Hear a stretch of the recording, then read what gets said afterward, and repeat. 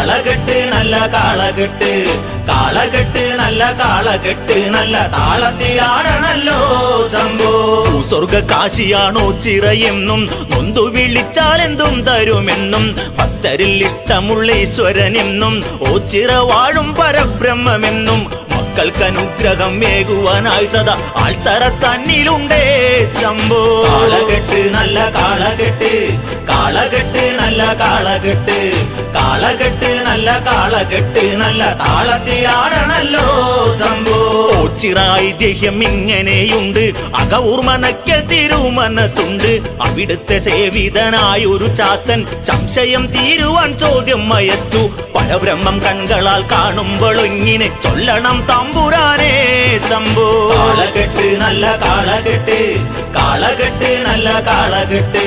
കാളകെട്ട് നല്ല കാളകെട്ട് നല്ല താളത്തിലാടണല്ലോ ശംഭോ